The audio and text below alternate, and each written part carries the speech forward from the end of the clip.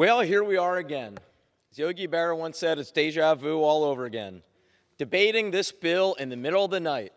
Boy, this crowd must love prime time in Guam. This has been the worst process of the worst bill I have ever seen during my decade in Congress. This is not what our founders intended, far from it. And while the process stinks, the substance is even worse.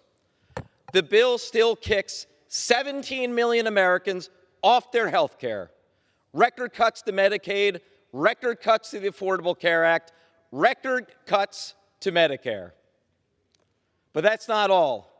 4.5 million kicked off nutrition assistance, mostly seniors and children. Why? To help subsidize massive tax cuts that mostly go to the top 1%. Of course, all of those cuts, over $1.5 trillion worth, don't come close to paying for the more than $5 trillion worth of tax cuts. So who pays the remainder? Our national credit card. So here we are, actually voting not just for the biggest loss of health care in American history, but the biggest increase in our national debt in American history. I have no idea what in the world the crowd that was holding out got for holding out. Does anyone know?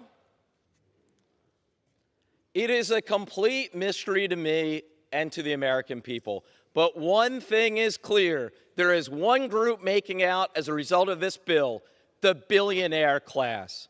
With that, Mr. Speaker, I yield the remainder of my time. At 3:35 in the morning, a favorite time of Republicans for taking up this bill, we consider a travesty.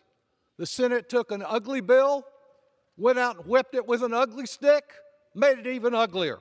17 million Americans going without health insurance, a 17% increase in electric rates, the largest nutritional assistance cut in American history, leaving Americans hungry. And yet the Independent Committee for a Responsible Federal Budget condemns this as exploding our debt, spiking it to new record highs, and accelerating the insolvency of Social Security and Medicare. One thing remains the same. It takes from those with the least and gives to those with the most, lining the pockets of the super rich with millions in tax giveaways. It is mean, it is cruel, it is wrong. That's why it's being taken up at this hour of the morning, as they have done throughout this process. Let's reject this ugly bill and stand up for Americans. I yield back. Mr. Speaker, this is a cruel bill.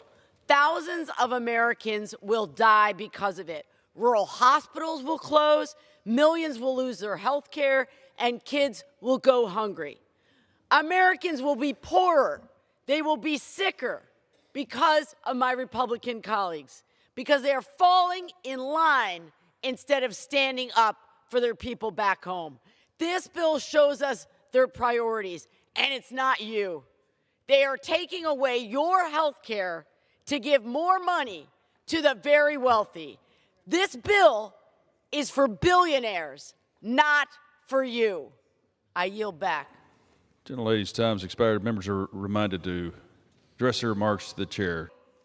On this vote, the yeas are 218, the nays are 214. The motion is adopted.